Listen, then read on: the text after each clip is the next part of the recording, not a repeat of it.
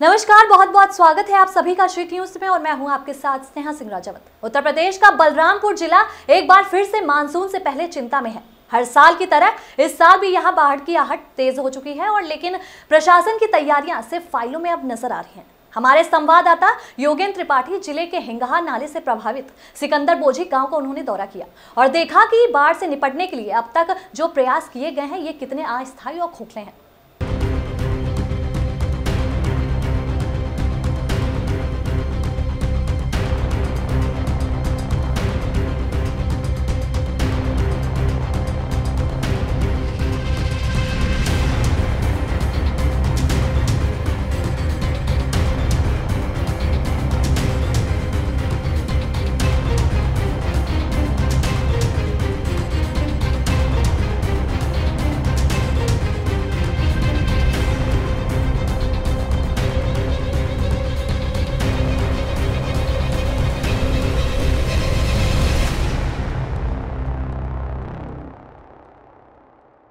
बलरामपुर जिले के 100 से ज्यादा गांव हर साल नेपाल से आने वाले पानी की चपेट में आते हैं। हिंगहा जैसे पहाड़ी नाले जब रफ्तार पकड़ते हैं तो अपने साथ गांवों की जिंदगी और उम्मीदें दोनों बहा ले जाते हैं। सिकंदर बोझी गांव के ग्रामीणों ने हमें बताया कि पिछले 2 वर्षों में यहां 1 करोड़ रुपए का कार्य हुआ है, बट बाढ़ आते ही सारे इंतजाम चंद घंटों में बह जाते हैं। क्या नाम है आपका? जोगेंद्र प्रसाद तिवारी। ये योगेंद्र जी बताइए क्या समस्या है? इस नाले से हमको लोगों को बहुत बड़ी समस्या है, बहुत बड़ी परेशानी है। हम लोगों का यातायात भी रुक जाता है, बच्चे स्कूल नहीं जा पाते हैं।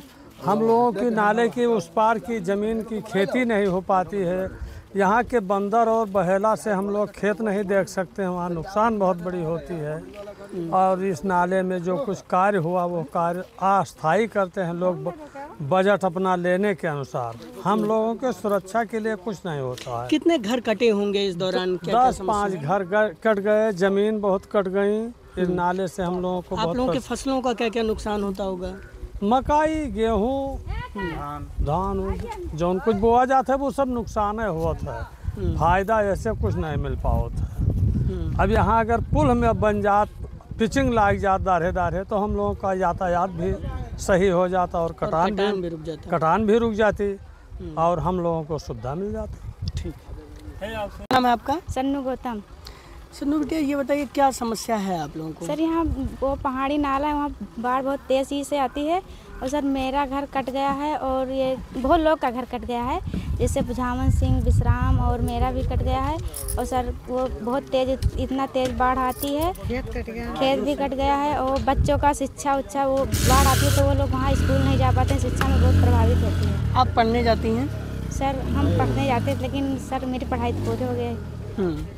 तो आप लोगों के परिवार सर हम ऑफिस जाते हैं तो वहाँ जब बाढ़ आती है तो ऑफिस जाने में प्रॉब्लम होती है। अच्छा, आप कुछ काम करती हैं? जी सर, हम पंचायत सहायक हैं। अच्छा, तो ये इस समस्या को लेके आप लोगों की जिला प्रशासन कितनी मदद कर पा रहा है? सर मदद तो कुछ नहीं कर पाती है, जब आते हैं तो बजट वजट उठा के फिर चले जाते हैं, तो इसमें कोई फ़ायदा तो नहीं, आज तक नहीं दिखा। समस्या है आप लोग? जी सर, बहुत ज़्यादा समस्या है। तो आप लोगों का जब घर कटा तो फिर कहाँ बसे आप लोग? सर यहाँ बसे हैं लेकिन खेत में है, लेकिन ये भी कटने वाला है, पूरा कगार पे है एकदम। वो भी कगार पे है कटने? जी सर। कितनी दूर आपके घर से नाला बह रहा होगा? Sir 5-7 metre. हाँ सर ऐसे है। अच्छा, जो बाढ़खंड या जिला प्रशासन काम करवाता है उससे आप लोग कितने संतुष्ट हैं? सर हम संतुष्ट कुछ भी नहीं है क्योंकि यहाँ कोई फ़ायदा नहीं दिख रहा है। कोई फ़ायदा नहीं दिख रहा? जी सर। क्या नाम है अम्मा आपका? संपदा गौतम। ये बताइए संपदा जी कि क्या समस्या है हिंगहा नाले के कारण जो बाढ़ आती है और उससे? हिंगहा नाले का समस्या ये है कि हमार घर कट गया और खेत कटेगा, घर कटेगा, हमें रह के सुविधा नहीं भा। हम दूसरे के घर में साल या 2 साल रह के टाइम काटें, फिर दूसरा बाजी घर बनाए वह कटेगा, अब तीसरा बाजी घर बनाए वह कटे वाला है, थोड़े दूर बचा है वह कटे वाला है, खेत कटेगा, घर कटेगा, अब तीसरा बाजी बनाए वह कटे वाला है। यहाँ सुनवाई होती है? वही कुछ नहीं सुनवाई होती है, सुनवाई कुछ नहीं होता है।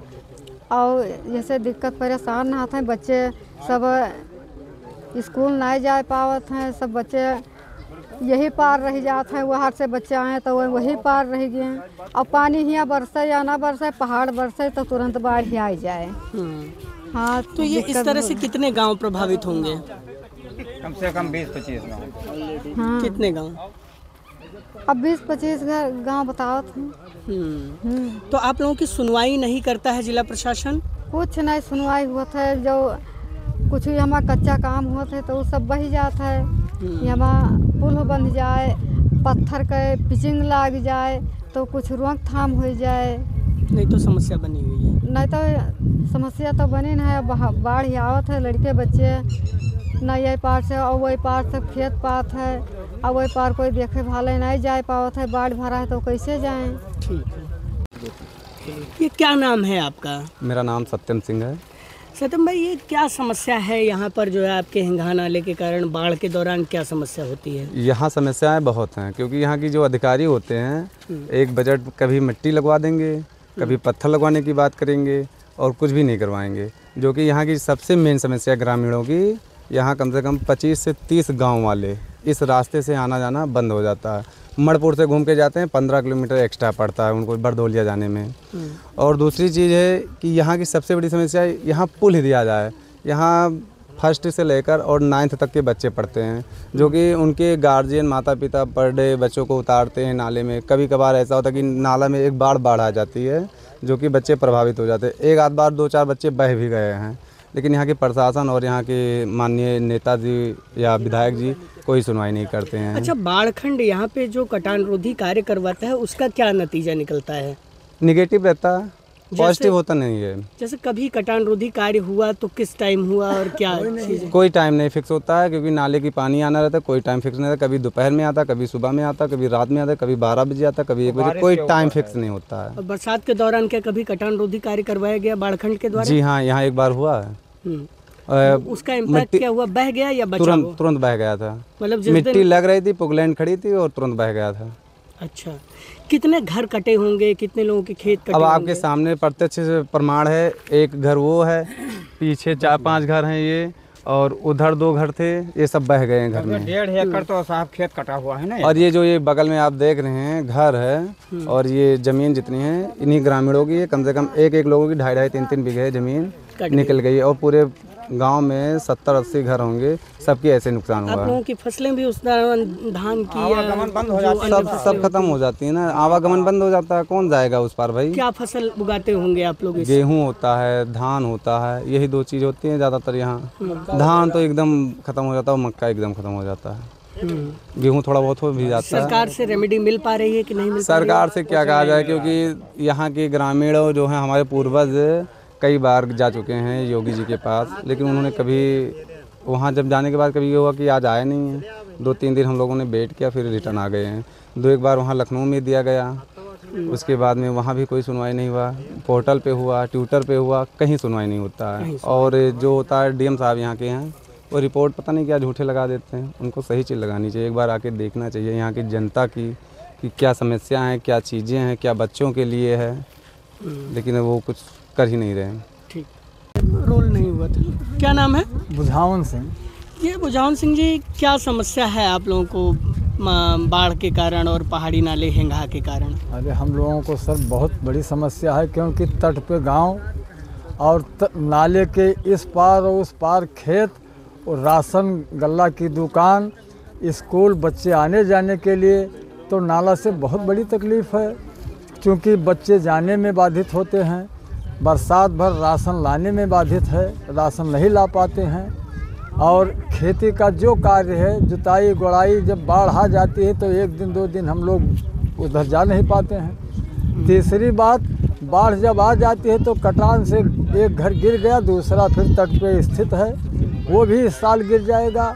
कहीं खेत में बनाते हैं, खेत भी कट गया, घर भी कट गया, इसलिए इस पे तो बहुत बड़ी तकलीफ़ है।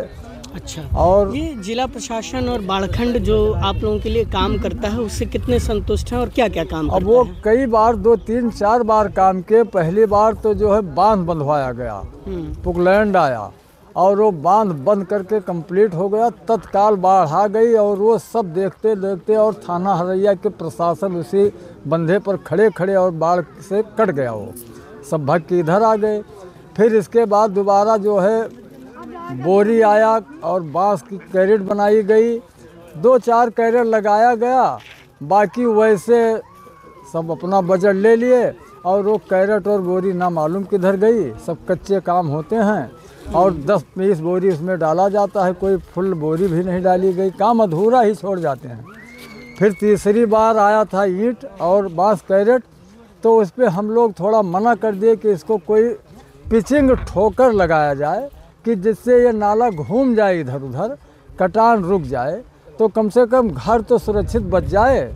आना जाना तो कोई बात नहीं, लेकिन अब जब घर ही नहीं है, हम लोग बेघर हो जाते हैं, तो उसके लिए लेकिन आज तक कोई उस पर कार्यवाही नहीं हो पाया। क्या चाहते हैं आप सरकार से? हम लोग यही चाहते हैं कि इस पर जो है कुछ पिचिंग लग जाए, ठोकर बन जाए, नाला सीधा हो जाए और हो सके तो कोई डिप उप पुल होल बना दें कि जिससे आने जाने के लिए, बच्चों के लिए, राशन लाने के लिए, खेती के लिए, हमारा ही नहीं इससे कई गांव, कम से कम 50 गांव इस पे आते जाते हैं। ये रास्ता PWD से जुड़ा हुआ है और ये हाईवे मार्ग से जुड़ा हुआ है, लेकिन अब ये नाला है, समझ लो कि कम से कम 50 किलोमीटर दूरी पर हम लोग हैं। 1 किलोमीटर हाईवे है, लेकिन हम लोग 50 किलोमीटर दूरी पर समझो हैं। मतलब दौड़ के जाना पड़ता है, उस घूम के जाना पड़ता अब मणिपुर होते हुए, चौधरी डी होते हुए फिर हम अपने खेत को आ सकते हैं। तब तक तो यहाँ बहल्ला बंदर सब खा गए, क्या कुछ नहीं। खाद लगाते, बीज लगाते, पता लगा कि फसल कुछ है नहीं, साल भर खेती किए, साल भर में कुछ नहीं, जो घर का था वो भी चला गया। तो इसलिए पीड़ित तो हम लोग बहुत हैं, लेकिन शासन कुछ सुनवाई नहीं करती है। तो ये था जमीनी हाल, जहां बाढ़ से जूझते लोगों की आवाज अब प्रशासन के खोखले दावों के आगे बेबस लगती है। सर, बाढ़ को लेकर क्या तैयारी है जिले में और क्या व्यवस्थाएं की जा रही हैं सर? देखिए, बाढ़ को लेकर सभी जनप्रतिनिधियों के साथ और सभी अधिकारियों के साथ बाढ़ स्टीयरिंग समिति की बैठक की जा चुकी है और इसमें बाढ़ खंड द्वारा भी चिन्हित जगहों पर जो कार्य कराए जाने हैं, बाढ़ की दृष्टिगत सुरक्षात्मक कार्य जो कराए जाने हैं, उनके भी टेंडर आदि की कार्रवाई की गई है और कार्य गतिमान है। ये बारिश के सीज़न से पहले कार्य पूर्ण कराया जाएगा। इसके साथ ही बाढ़ से संबंधित अन्य व्यवस्थाओं के लिए, जैसे कि बोट्स और जो अगर बाढ़ आती है तो ये रिलीफ पैकेट्स, उन सब के लिए टेंडरिंग वगैरह की व्यवस्था की जा रही है। सभी संबंधित विभागों को सेंसिटाइज किया गया है और सभी की आने वाले दिनों में प्रत्येक खंडवार बाढ़ चौकी वाइज ड्यूटियाँ भी डिटेल में लगाकर सभी को प्रशिक्षित भी कराया जाएगा। सर, किसी टाइप के कंट्रोल रूम की या इत्यादि इस तरह की कोई व्यवस्था जिससे बाढ़ चूँकि कंट्रोल रूम वर्तमान में भी चल रहा है आपदा के लिए, और बाढ़ के लिए डेडिकेटेड कंट्रोल रूम भी स्थापित किया जाएगा सभी तहसीलों में भी और सिंचाई विभाग में भी। जो भी संबंधित विभाग हैं, चाहे हेल्थ हो, चाहे पंचायती राज हो, चाहे राजस्व विभाग हो, उन सभी में व्यवस्था की जाएगी और उसके साथ ही कंट्रोल रूम 24 घंटे चालू रहेगा। बलरामपुर के डीएम पवन अग्रवाल ने ये बताया कि बाढ़ से निपटने के लिए इस बार प्रशासन पूरी तैयारी में है। 80 संवेदनशील गांवों में नावें उपलब्ध कराई गई हैं। वहीं कंट्रोल रूम 24 घंटे एक्टिव है। एसडीआरएफ और पीएसी की टीमें अलर्ट पर हैं। जरूरत पड़ने पर एनडीआरएफ भी तैनात की जाएगी। लेकिन सवाल उठता है कि जब करोड़ों की लागत से बांधों और नालों पर काम हुआ है तो फिर हर साल ये इंतजाम क्यों बह जाते हैं। ग्रामीण कहते हैं कि बाढ़ खंड के कार्य सिर्फ कागज पर होते हैं। काम बरसात से कुछ दिन पहले शुरू होता है और फिर पानी के साथ बह जाता है। उत्तर प्रदेश का बलरामपुर जिला हर साल बाढ़ की विभीषिका को झेलता है। हर साल इस तरह के नाले बलरामपुर जिले में तबाही मचाते हैं, जिससे धन और जन की हानियां होती हैं। लेकिन बलरामपुर जिले का बाढ़ खंड और जिला प्रशासन इस बात पर रोक लगाने में न केवल नाकामयाब साबित हो रहा है, बल्कि अगर इन ग्रामीणों की माने तो इस कदर समस्या हो रही है कि इनके घर कट जा रहे हैं, इनके खेत कट जा रहे हैं, लेकिन कोई अधिकारी पूछने तक को नहीं आता है। बताया जाता है कि इन ग्रामीणों ने न केवल कई बार IGRS किया, कई बार मुख्यमंत्री से मिलने की कोशिश की और मुख्यमंत्री से मिलकर शिकायत भी की, लेकिन उन शिकायतों पर आज तक कोई ठोस कार्रवाई नहीं हुई। ग्रामीणों का मानना है कि यहाँ पर अगर पक्का ठोकर कोई बन जाए, जिससे जो है यहाँ पर पिचिंग कार्य करवा दिया जाए, तो इन ग्रामीणों के घरों का और इनके खेतों का कटान रुक सकता है। बलरामपुर ज़िले में इसी तरह के लगभग 1.5 दर्जन पहाड़ी नाले हैं, जिनके कारण लगातार कटान होती है, जिनके कारण लगातार बाढ़ की समस्या होती है।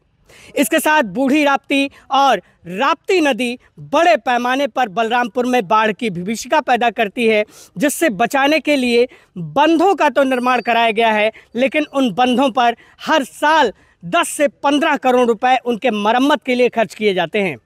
बताया जाता है कि इन पहाड़ी नालों के साफ सफाई के लिए, यानी कि इनके सिल्ट को हटवाकर डिसिल्ट करवाने के लिए करोड़ों रुपए के बजट का वारा न्यारा हर साल बाढ़खंड के द्वारा किया जाता है।